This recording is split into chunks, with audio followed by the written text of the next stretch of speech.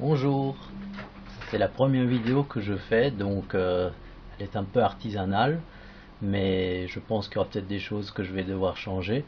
Mais je voulais vous montrer quelque chose d'assez important que j'ai découvert ces derniers jours et qui pourrait confirmer tout ce qu'on dit sur Nibiru, sur un basculement d'épaule, pourquoi il aura lieu, et je pense que cette découverte peut être assez retentissante, mais elle doit être encore confirmée. Donc pour le moment, j'ai trouvé quelque chose qui est assez surprenant et que je tiens à vous faire partager.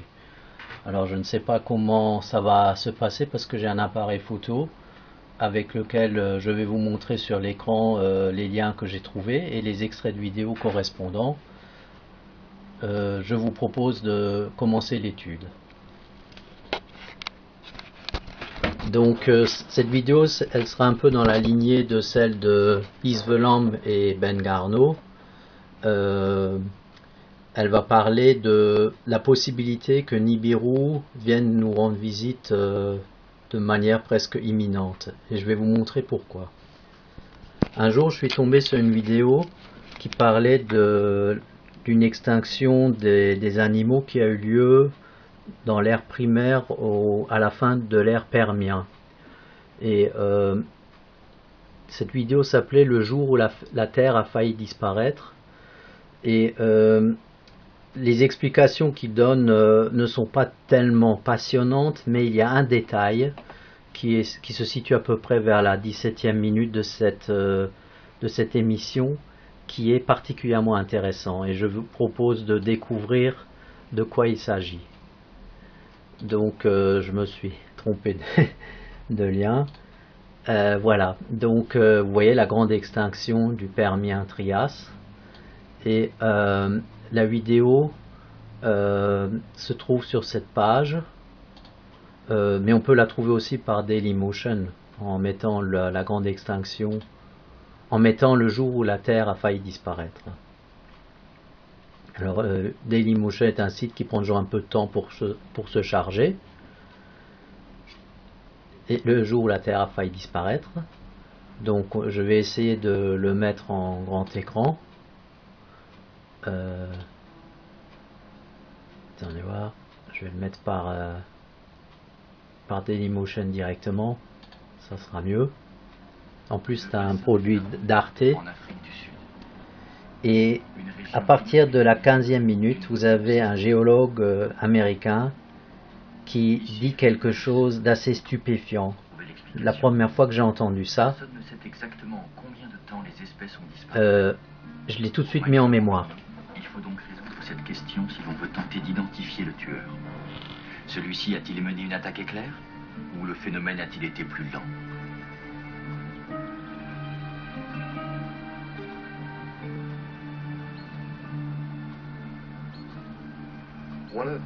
L'une des choses que l'on aimerait savoir, c'est si l'extinction a été rapide ou non. En combien de temps tous ces organismes ont disparu?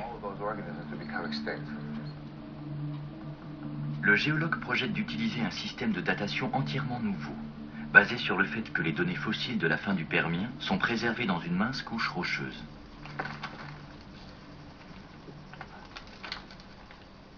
Si Michael Rampineau réussit à calculer en combien de temps cette roche s'est déposée, il pourra estimer la durée de l'extinction.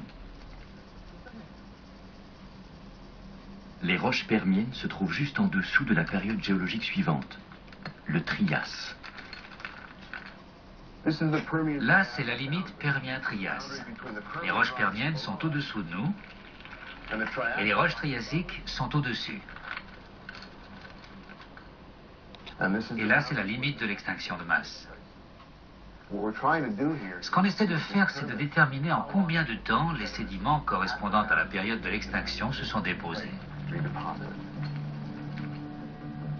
Le système de Michael Rampineau repose sur l'observation que l'orbite de la Terre autour du Soleil change imperceptiblement, tous les 23 000 ans.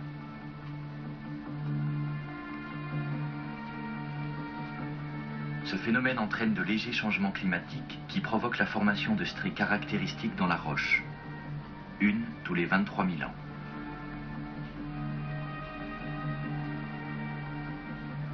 le géologue prend des photos des bandes rocheuses pour les étudier sur ordinateur. En retravaillant les photos numériquement, je peux manipuler les données pour faire ressortir le cycle de 23 000 ans, ce qui me donne des repères pour situer l'extinction de masse. Comme un immense mètre à ruban, les bandes rocheuses divisent la montagne entière en tranches de 23 000 ans. Michael Rampineau étudie ensuite la position de la couche rocheuse correspondant à l'extinction au sein du système de cycle.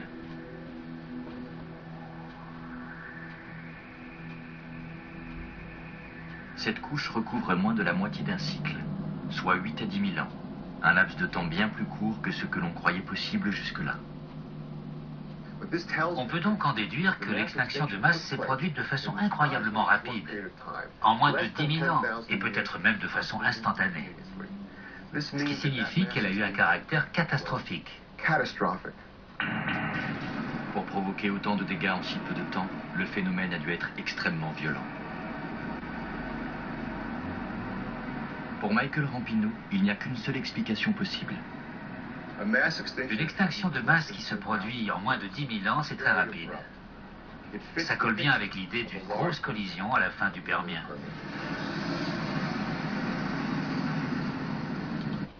Voilà, j'arrête la vidéo à cet endroit parce que cette piste, à la suite du documentaire, ne va pas tout à fait s'avérer exacte. Ils n'ont pas retrouvé une météorite et ils ont à la fin présumé qu'il s'agit d'une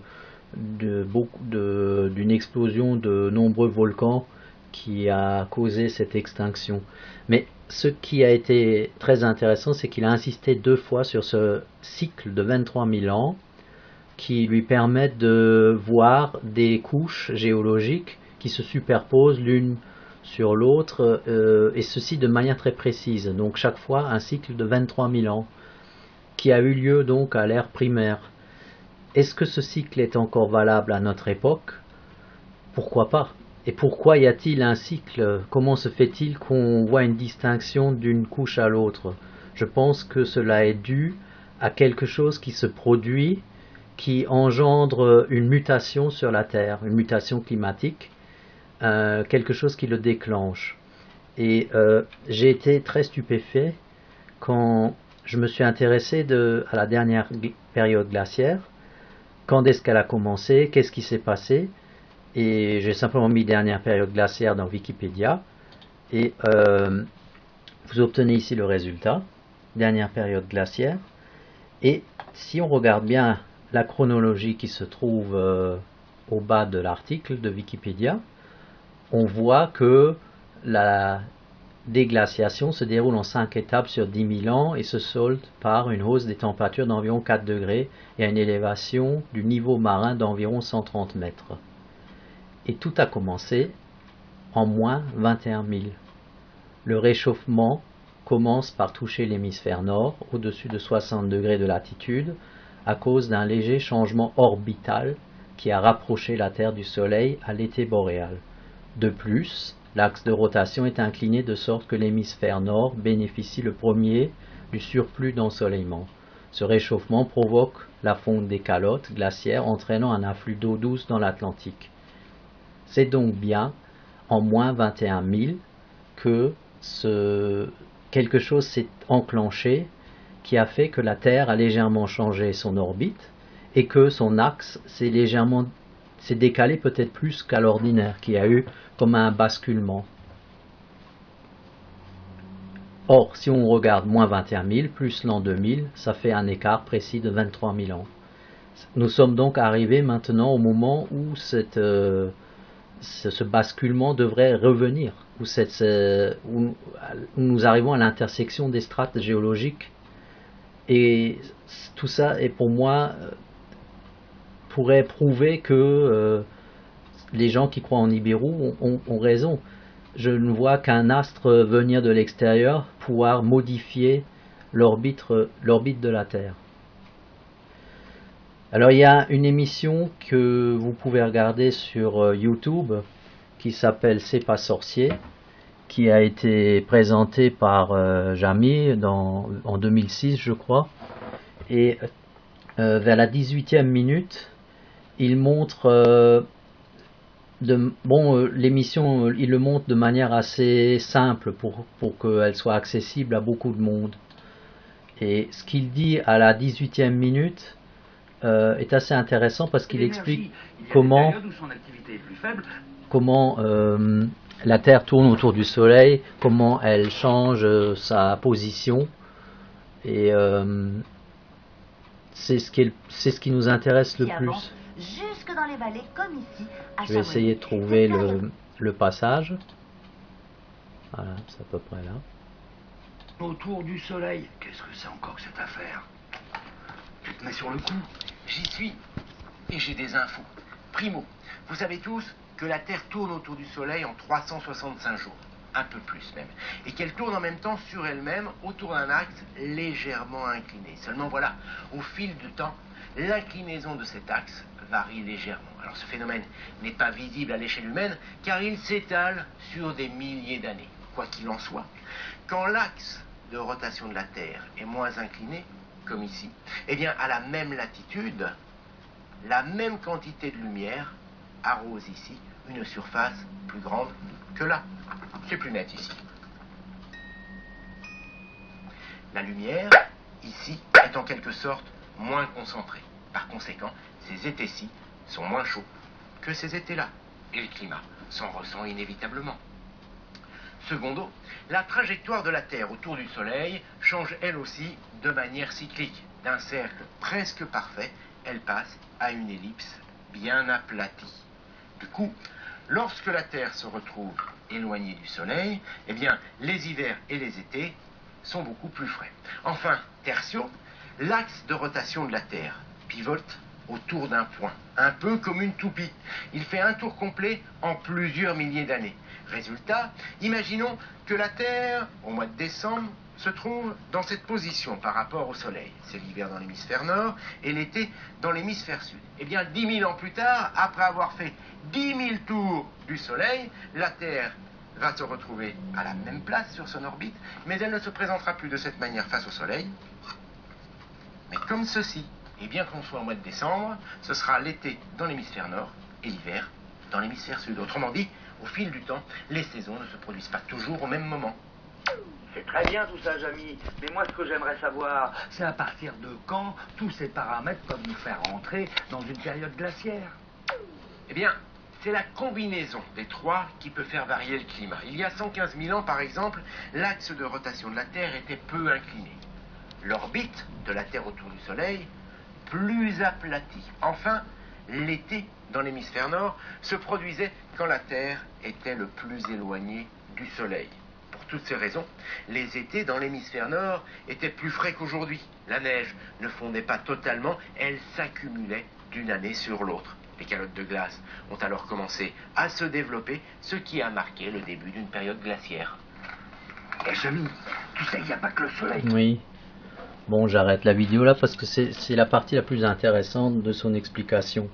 Et tout ça est très bien, il y a juste un détail, c'est que d'après lui, tout ça, ça se passe d'après un rythme, une inclinaison qui évolue au fur et à mesure, mais il n'a ni lui ni d'autres n'ont remarqué qu'il y a peut-être quelque chose qui enclenche aussi un changement d'orbite.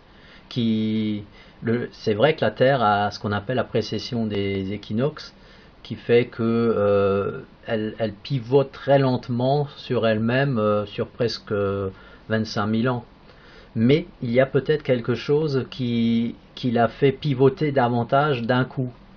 Et ce qui est drôle, c'est qu'il dit que la dernière glaciation a commencé il y a 115 000 ans. Or, si on calcule, 115 000 divisé par 5, cela fait 23 000. Donc on retombe sur ce cycle de 23 000 ans, qui était déjà valable dans l'ère permienne. C'est pour ça que je pense qu'il y a quelque chose qui va nous concerner à peu près notre époque, puisque cela fait exactement 23 000 ans que la Terre a connu un basculement du pôle.